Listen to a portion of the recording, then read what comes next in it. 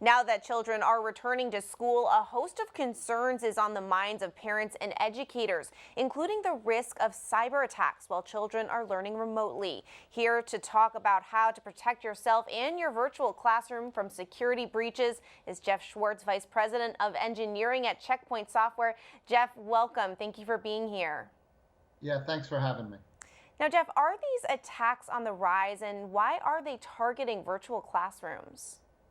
So what we're seeing is that very often there's targets of opportunity. So when your taxes are due in April, we see increases in targeted attacks against tax filings. Now with the world in this work from home environment and many populations so thoroughly working remotely and schooling, obviously school beginning remote, that this is a very large target of opportunity that exists, especially on the basis of the fact that there's very diverse user populations of students, parents, educators, all using new tools, new systems, and infrastructure that hasn't been designed or implemented for a very long period of time. Yeah, and what do the hackers even want with our kids? What kind of information are they looking for? So very often the targets are not necessarily highly targeted. And they're looking for, there's a lot of, for example, phishing or ransomware attacks that are looking to steal or compromise private information, personal information that could then be used to access other resources. And what we see is that many of these attacks have lateral effects insofar as that if a home asset or an educational asset is compromised and the password includes your dog's name and something specific to your home, that same password might be used for Facebook or Amazon or other resources, and then those assets are then compromised as well. It's really nerve-wracking to think about. Now, what are some things people can do to protect themselves?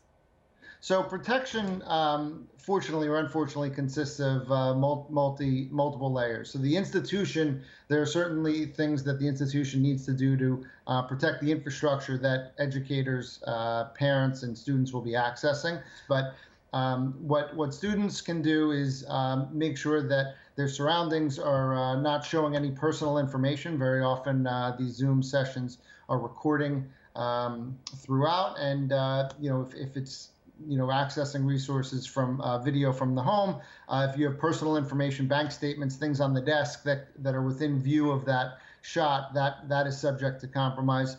To that end, I think it's important that parents are aware that the links that they're accessing, that they're allowing their children to participate in these sessions, that they're leveraging those and ensuring that those links are from the institution themselves, where it's possible to use passwords and multi-factor authentication to access these Zoom links and learning management systems. It's important to leverage those as well. And additionally, if you're using a home asset, that it's important to not use or access financial or sensitive information that is also would be part of what is accessible from the Chromebook or the asset that the student would be using. Perfect. Great information. Thank you so much, Jeff Schwartz with Checkpoint Software. Thank you so much for joining us. Thank you.